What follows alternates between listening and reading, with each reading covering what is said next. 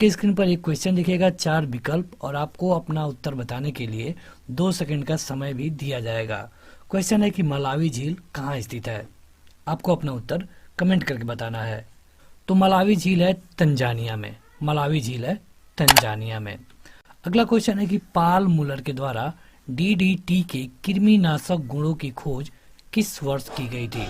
देखिए यहाँ पे 2 क्वेश्चन है। पहला तो डीडीटी के कृमिनाशक गुणों की खोज किसने की थी, तो ये किया गया था पाल मुलर के द्वारा। लेकिन कब, ये इस क्वेश्चन में पूछा जा रहा है। ये किया गया था सन 1939 में पाल मुलर के द्वारा डीडीटी के कृमिनाशक गुणों के बारे में। अगला क्वेश्चन है कि इंडियन ऑयल कॉरपोरेशन का सबसे बड़ा रिफाइनरी इनमें से कहां पर स्थित है। 2 सेकंड आपके पास। तो ये है हल्दिया में। हल्दिया में। आगे बढ़ते हैं। तो अगला है कि जया, पद्दा, सोना और मधु ये किस अनाज की प्रजाति है। जैसे कई अनाज होते हैं, उनकी कई प्रजातियां होती हैं। तो ये जो प्रजाति है जया, पद्दा, सोना या फिर मधु, ये किस अनाज की प्रजाति है। तो ये है चावल की। भारत में चावल का सबसे ज्यादा उत्पादन होता है वेस्ट बंगाल में। लेकिन गेहूं का सबसे ज्यादा उत्पादन कहाँ होता है, तो उत्तर प्रदेश में। लेकिन कम जगह में ज्यादा उत्पादन गेहूं का कहाँ पे होता है, तो पंजाब में। देखिए, कम जगह में ज्यादा उत्पादन मतलब कि कम हेक्टेयर में ज्यादा उत्पादन पंजाब में होता है। लेकिन सर्वाधिक मतलब कि पूरे स्टेट में देखा जाए तो यूपी में गेहूं का सबसे अधिक उत्पादन होगा। अगला है कि भारत का सर्वोच्च सम्मान कौन है। क्वेश्चन थोड़ा सा गलत हो सकता है, क्योंकि यहाँ पे लिखना चाहिए था भारत का सर्वोच्च नागरिक सम्मान। अब बिल्कुल सही हो गया। अब आप अपना उत्तर कमेंट करके बताएं। तो सर्वोच्च नागरिक सम्मान है भारत रत्न। लेकिन अगर पूछ ले कि सर्वोच्च सैनिक सम्मान कौन है, तो परमवीर चक्र। तो नागरिक सम्मान कहने का ये मतलब है कि ये नागरिकों को दिया जाता है। लेकिन जो सैनिक सम्मान है, सैन्य सम्मान है, ये कभी भी किसी नागरिक को नहीं दिया जाएगा। ये केवल और केवल किसी सैनिक को ही दिया जाता है। अगला क्वेश्चन है कि भारत के 1971 का युद्ध हार जाने पर पाकिस्तान की ओर से ढाका में दस्तावेज पर हस्ताक्षर किसने किए। 1971 में युद्ध हुआ था पाकिस्तान से, और उसी समय पाकिस्तान से कट करके बांग्लादेश बना। ठीक, तो जब पाकिस्तान युद्ध हार गया तो पाकिस्तान की तरफ से किसने हस्ताक्षर किया, ढाका में। तो ये हस्ताक्षर किए गए उस समय के लेफ्टिनेंट जनरल के नियाजी के द्वारा। के नियाजी के द्वारा। अगला है कि निम्नलिखित में से किस स्थान पे नादिर शाह ने चढ़ाई नहीं की थी। नादिर शाह कई बार भारत में कई जगहों पे चढ़ाई किया और ढेर सारा धन लूट के ले गया। तो इसने चढ़ाई किया था लाहौर पे, दिल्ली पर भी, करनाल पर भी, लेकिन उसने कभी भी कन्नौज पे चढ़ाई नहीं की। यानी कि आपका सही उत्तर हो जाएगा ऑप्शन नंबर डी। अगला है कि किसने बड़े पैमाने पर स्वर्ण मुद्रा यानी कि सोने की मुहर चलाई थी। किसके द्वारा यह चलवाया गया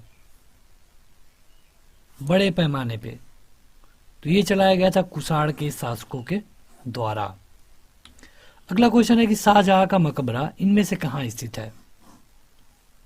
शाहजहां जो कि ताजमहल बनवाया था, हालांकि अंतिम समय में उसके बेटे ने उसे खुद कैद करके रखा, और उसका जो मकबरा बना ये भी बना आगरा में ही। आगरा जो कि उत्तर प्रदेश में है। अगला क्वेश्चन है कि क्रिप्स मिशन के असफल होने का सबसे महत्वपूर्ण कारण कौन सा था। तो जब अंग्रेजों से कहा जाने लगा कि आप अब भारत को छोड़िए, तब वहां पे अंग्रेजों ने एक नई चाल के तहत क्रिप्स मिशन को भारत भेजा, और क्रिप्स मिशन को भारत भेजा गया, लेकिन वो एक बिल्कुल फेल हो गया, असफल हो गया। और इसके असफल होने का ये था कि क्रिप्स का ग्रहण करने या फिर छोड़ने वाला दृष्टिकोण इसके असफल होने का कारण बना। अगला है कि आर्क लैंप का आविष्कार किसने किया था। तो आर्क लैंप का आविष्कार किया था हम्पी डेवी के द्वारा। डेवी की बात करें तो फिजिक्स में इन्होंने कई आविष्कार किए हैं, और अगर हम डेवी के बारे में एक और आविष्कार के बारे में आपको बता दें, एक होता है सुरक्षा लैंप। सुरक्षा लैंप, इसमें क्या होता है कि जो कोल माइन में, मतलब कोयले की खदान में मजदूर जाते थे, तो वो उसमें कोयला या फिर कुछ जला करके रख दिया जाता था ताकि प्रकाश हो। और ये चूंकि आग होती थी इसीलिए वहां पे विस्फोट होने के चांसेस हो जाते थे, क्योंकि कोयले के खदानों में CH4 पाया जाता है, मतलब कि मीथेन गैस। तो यहाँ पे डेवी के द्वारा एक सुरक्षा लैंप बनाया गया, जो कि आप देखते हैं हेलमेट में उनके ऊपर एक टार्च रहती है, और ये होता है डेवी के द्वारा बनाया गया सुरक्षा लैंप। अगला है कि वाष्प भट्टी से आयरन ऑक्साइड उपचयित होता है। आपको बताना है कि किसमें। तो जो आयरन ऑक्साइड होता है वाष्प भट्टी के कारण ये सिलिका में उपचयित हो जाता है, सिलिका में। अगला क्वेश्चन है कि लॉर्ड विलियम बेंटिक भारत का गवर्नर जनरल किस चार्टर एक्ट के द्वारा बनाया गया। ये चूंकि केवल बंगाल का गवर्नर जनरल था, जब इसे मतलब भारत का गवर्नर जनरल कहा गया तो उस समय जो एक्ट आया था ये था 1833 का। देखिए उस समय क्या हुआ कि केवल कोलकाता वाले साइड पे ही अंग्रेजों का रूल था, लेकिन धीरे धीरे जब पूरे भारत में अंग्रेजों का रूल होने लगा तब इन्होंने उस समय के जो मतलब कि गवर्नर जनरल थे उनको पूरे भारत का गवर्नर जनरल घोषित कर दिया। तो ये एक्ट था 1833 में। लॉर्ड विलियम बेंटिक को सती प्रथा का अंत के लिए जाना जाता है। सती प्रथा का अंत लॉर्ड विलियम बेंटिक ने राजा राम मोहन राय के कहने पे किया था, राजा राम मोहन राय के। अगला क्वेश्चन है कि ढलवा लोहा में कार्बन की परसेंटेज कितनी होती है। कई तरह का लोहा होता है, ढलवा लोहा, पिटवा लोहा, रॉट आयरन। तो इस तरह तो जो ढलवा लोहा होता है इसमें कार्बन होता है केवल और केवल 2 से लेके 2.5%। अगला है कि किस अंग्रेज को जहांगीर के द्वारा खान की उपाधि दी गई। तो ये दी गई थी कैप्टन हॉकिंग्स को। तो अगला क्वेश्चन है कि रेखीय संवेग संरक्षण बराबर होता है किसके, ये आपको बताना है। मतलब कि न्यूटन का गति का 3 नियम होते हैं, आपको बताना है कि किस नियम में रेखीय संवेग संरक्षण के बारे में बताया गया है। तो ये होता है न्यूटन का तृतीय नियम। न्यूटन के पहले नियम में क्या बताया गया है, जड़त्व के बारे में। मतलब कि कोई भी वस्तु रुकी हुई है तो रुकी हुई रहेगी, उसे गतिमान नहीं हो सकती जब तक कि उस पर कोई बाह्य बल ना लगाया जाए। द्वितीय नियम में होता है F बराबर ma, और न्यूटन का तृतीय नियम होता है क्रिया प्रतिक्रिया का या फिर संवेग संरक्षण का। अगला है कि एड्स की बीमारी एक जीवाणु के कारण होती है, उसका नाम क्या है। तुरंत अपना उत्तर कमेंट करके बताएं, केवल 2 सेकंड में। इसका नाम है HTLV111। ये एड्स होता है। एड्स के लिए हम जागरूकता दिवस मनाते हैं हर साल 1 दिसंबर को। अगला क्वेश्चन है कि आदर्श गैस की ऊर्जा किस पे आधारित होती है। जो आदर्श गैस की हम बात करते हैं इसकी ऊर्जा किस चीज पे आधारित करती है। ये होती है उसके मोल की संख्या पर। कोई भी गैस कितना मोल रखता है ये उस पे उसकी ऊर्जा डिपेंड करती है। अगला है कि गांधी जी का सत्याग्रह में प्रथम महान प्रयोग कहाँ पे हुआ। ये हुआ था दक्षिण अफ्रीका में। देखिए अगर ये पूछा गया होता है कि भारत में पहला महान प्रयोग, तो अगर आप चंपारण को भी क्लिक कर सकते थे, लेकिन यहाँ पूछा गया है कि प्रथम महान प्रयोग, नहीं कहा गया है कि कहाँ पर। तो इस तरह उन्होंने पहला प्रयोग किया था दक्षिण अफ्रीका में। उसके बाद 1915 में जब वो भारत आए तो सबसे पहले चंपारण में उन्होंने प्रयोग किया इसका। अगला है कि मुगल साम्राज्य के विघटन के बाद कुतुबशाही वंश ने शासन किया कहाँ पे। मुगल वंश आप देखेंगे कि भारत में 1526 से शुरू होता है बाबर के द्वारा। बाबर 26, 27, 28 और 29 4 युद्ध लगातार जीतने के बाद अपनी पूरी पैर को यहाँ पे जमा देता है। इसके बाद इसकी मृत्यु हो जाती है। उसके बाद बाबर का बेटा हुमायूं आता है जो कि केवल 10 साल में भारत को छोड़ देता है। बाद में 15 साल गैप होने के बाद फिर से यहाँ पे मुगल वंश राज करने लगता है। लेकिन क्वेश्चन में पूछा गया था कि मुगल साम्राज्य के विघटन के बाद, तो ये राज किया गया था गोलकुंडा ने।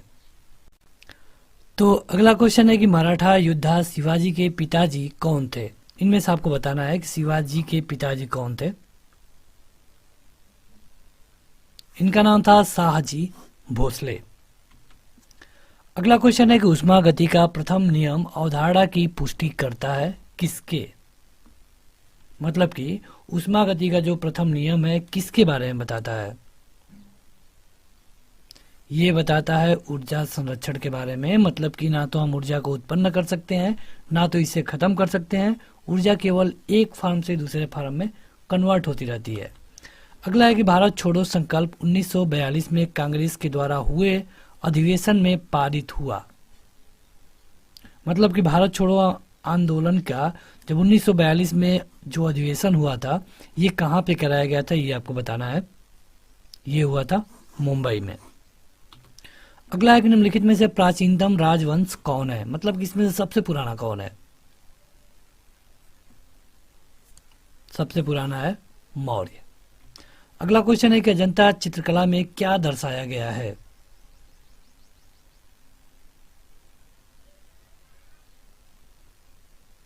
तो अजंता चित्रकला में ना तो पंचतंत्र के बारे में बात है, ना तो रामायण की और ना ही महाभारत के, यानी कि आपका ऑप्शन नंबर डी सही हो जाएगा।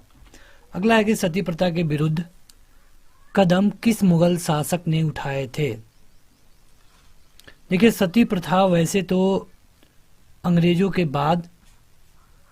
के समय ही 1829 में बैन की गई, लेकिन इससे पहले भी उसे बंद करने के लिए कदम उठाए गए थे अकबर के द्वारा। हालांकि बाद में आप देखेंगे कि अकबर का कार्यकाल शुरू होता है 1556 से, लेकिन खत्म हुआ फाइनली 1829 में। अगला है कि भारतीय राष्ट्रीय कांग्रेस इनमें से कौन अध्यक्ष नहीं हुए? तो पंडित जवाहरलाल नेहरू को भी बनाया गया था 1929 में। सुभाष चंद्र बोस को भी एक बार बनाया गया था। भगत सिंह को एक बार भी नहीं, दादा भाई नौरोजी को भी बनाया गया था। यानी कि आपका सही उत्तर हो जाएगा भगत सिंह। अगला है कि निम्नलिखित में से कौन आमतौर पे grand old man of India के नाम से जाने जाते हैं? मतलब कि grand old man of India किसको कहते हैं? तो ये हैं दादा भाई नौरोजी। दादा भाई नौरोजी को हम grand old man of India बोलते हैं। पेट्रोलियम की गुणवत्ता प्रदर्शित की जाती है किससे? तो पेट्रोलियम की गुणवत्ता होती है उसके ऑक्टेन नंबर से। उसके ऑक्टेन नंबर से पता चलता है कि पेट्रोलियम की गुणवत्ता क्या है। अगला क्वेश्चन है कि शक संवत ईस्वी सन से कितने वर्ष पीछे है? तो शक संवत होता है 78 साल पीछे। अगला है कि भारतीय राष्ट्रीय कांग्रेस में सबसे अधिक समय तक कौन अध्यक्ष रहा? सबसे ज्यादा टाइम तक इनमें से कौन व्यक्ति अध्यक्ष रहे? तो इनका नाम है मौलाना अबुल कलाम आजाद। आगे बढ़े तो अगला है कि सिंधु सभ्यता के ईंटों का अलंकरण किस स्थान से मिला है? तो सिंधु सभ्यता में जो ईंटों के बारे में जो अलंकरण की बात हो रही है, ये मिला है केवल और केवल कालीबंगा से। अफीम युद्ध किन दो देशों के बीच लड़ा गया? अफीम युद्ध। तो अफीम युद्ध हुआ था चीन और ब्रिटेन के बीच में। अगला है कि विश्व का सबसे प्राचीन राजतंत्र देश कौन है? प्राचीन हो और राजतंत्र हो, यह है जापान। अगला है कि मुस्लिम लीग ने प्रत्यक्ष कार्रवाई दिवस कब मनाया था? जब पाकिस्तान की मांग नहीं मानी गई कैबिनेट मिशन के द्वारा, तो मुस्लिम लीग ने प्रत्यक्ष कार्रवाई दिवस मनाया और पूरे बंगाल में दंगा फसाद हुए। ये हुआ था 16 अगस्त 1946 को। अगला है कि सुगौली की संधि किसके बीच संपन्न हुई थी? सुगौली की संधि। तो सुगौली की संधि में एक तरफ था नेपाल और दूसरे तरफ थी ईस्ट इंडिया कंपनी, जो कि अंग्रेजों की कंपनी थी। अगला है कि अशोक का स्तंभ मेरठ से दिल्ली किसने लाया? अशोक का स्तंभ को मेरठ से दिल्ली लाया गया था बाद में, तो आपको बताना है कि ये किसके द्वारा लाया गया। तो ये लाया गया था फिरोज शाह तुगलक के द्वारा, जो कि तुगलक वंश का एक महान राजा था। अगला क्वेश्चन है कि हर्ष के द्वारा कौन पुस्तक नहीं लिखी गई है? इनमें से आपको बताना है। तो नागानंद लिखी गई है, प्रियदर्शिका लिखी गई है, मुद्रा राक्षस नहीं लिखी गई है, यानी कि आपका सही उत्तर हो जाएगा ऑप्शन नंबर सी। अगला है कि बमियान में बुद्ध की दो विशाल प्रतिमा किसकी कृतियां है, मतलब कि किसने बुद्ध की दो विशाल प्रतिमाएं लगवाया है, किस कला में इनका विकास किया गया है। तो इन दोनों मूर्तियों का विकास किया गया है गंधार कला में, गंधार कला में। अगला है कि इंडियन नेशनल कांग्रेस की स्थापना किसके द्वारा की गई थी। बेहद आसान क्वेश्चन, ये की गई थी 1885 में A.O. ह्यूम के द्वारा, जो कि एक यूरोपियन व्यक्ति थे। अगला है कि किस भारतीय नेता ने तीनों गोलमेज सम्मेलन में उपस्थित हुए। गोलमेज सम्मेलन इंग्लैंड में होता था, वहां पे एक गोल मेज था, उसी के चारों तरफ लोग बैठते थे, इसको हम राउंड टेबल कॉन्फ्रेंस बोलते हैं। तो यहाँ पे तीनों में उपस्थित हुए थे डॉक्टर भीमराव अंबेडकर। कांग्रेस केवल सेकेंड में भाग ली थी और कांग्रेस की तरफ से महात्मा गांधी भाग लिए थे। अगला है कि गीत गोविंद किसके द्वारा लिखी गई है। गीत गोविंद, तो गीत गोविंद लिखी गई है जयदेव के द्वारा। अगला है कि 1857 का विद्रोह कैसा था। तो ये था सैन्य विद्रोह, क्योंकि ये सैनिकों द्वारा शुरू किया गया, बाद में इसमें कुछ राजा शामिल होते गए। तो शुरुआती में सैन्य विद्रोह ही था, जिसे अंग्रेजों ने बड़े ही बुरी तरह से इसको 1 साल के अंदर अंदर दबा दिया। अगला है कि जलियांवाला बाग नरसंहार के लिए उत्तरदायी जनरल डायर को किसने मारा। जलियांवाला बाग 13 अप्रैल 1919 को हुआ था, अमृतसर में, पंजाब में। यहाँ पे जो गोली चलाने का आदेश दिया था उसका नाम था जनरल डायर, और जनरल डायर को बाद में मारा गया उधम सिंह के द्वारा इंग्लैंड में जाकर के। कैबिनेट मिशन का इनमें से किसने नेतृत्व किया। तो कैबिनेट मिशन का हेड थे पैथिक लॉरेंस, पैथिक लॉरेंस। अगला क्वेश्चन कि सिकंदर और पुरु के बीच किस नदी पर संधि हुई। ये नदी है बिस्तता, बिस्तता नदी है, इसमें सिकंदर और पुरु के बीच में संधि हुई थी। अगला क्वेश्चन है कि सती प्रथा को किसने अवैध घोषित किया।